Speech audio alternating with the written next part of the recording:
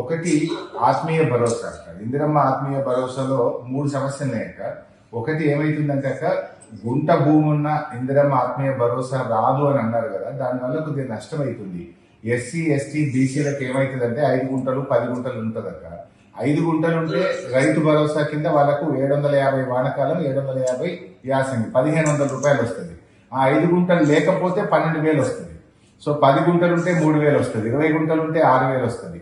అంటే కొద్దిపాటి భూమి ఉన్న వాళ్ళు, ఎకరం లోపు భూమి ఉన్న వాళ్ళు ఇందిరమ్మ ఆత్మీయ భరోసా కింద 12,000 రూపాయలు వస్తే ఈ రైతు భరోసా కింద వాళ్ళకి తక్కువ డబ్బు వచ్చి నష్టపోతుంటారు కనుక దయచేసి అక్క, ఎకరం లోపు భూమి ఉన్న వాళ్ళు 24,57,000 మంది ఉన్నారు. 24,57,000 మంది వాళ్ళందరూ నష్టపోతారు. మీరు ఆప్షన్ ఇవ్వండి, మాకు 5 గుంటలు 3 గుంటలు ఉన్న వాళ్ళు మేము రైతు భరోసా తీసుకోము, ఇందిరమ్మ ఆత్మీయ భరోసా తీసుకుంటామంటే వాళ్ళకి 12,000 వచ్చే అవకాశం ఉంటుంది. అదర్వైజ్ పేదవాళ్ళు ఎస్సీ ఎస్టీలు బీసీలు ఉంటారు.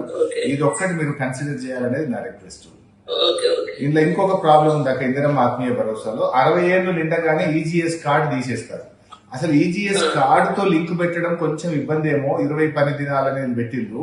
నిజంగా ఊర్లో గ్రామ సభ పెట్టి మీరు వ్యవసాయ కూలియా కాదా, కూలి చేస్తేనే ఇవ్వండి. కానీ ఈజీఎస్ కార్డు లింక్ పెట్టడం వల్ల 60 ఏళ్ళు దాటగానే ఈజీఎస్ కార్డు తీసేస్తారు. ఒకటి 20 పని దినాలు అనడం వల్ల కొంత ఫిల్టర్ అయిపోతున్నారు. ముఖ్యంగా ఎకరం లోపు భూమి ఉన్న వాళ్ళు. ఈ 3 అంశాల మీద దయచేసి మీరు కొంత క్లారిటీ ఇవ్వండి. అంటే 60 ఏళ్ళు దాటిన వాళ్ళకి ఈజీఎస్ కార్డు ఉండదు, కానీ వాళ్ళు కూలికి పోతుంటారు. అటువంటి వాళ్ళని కూడా కన్సిడర్ చేయాలని నా రిక్వెస్ట్. ఇది ఆత్మీయ భరోసా. ఇక ఇండ్ల విషయంలో నా రిక్వెస్ట్, ఇండ్లు అంటే ఆ గ్రామంలోనే గ్రామ సభ పెట్టి పూరెస్ట్ ఆఫ్ ద పూర్ ఇల్లు లేని వాళ్ళకి ఇచ్చాము.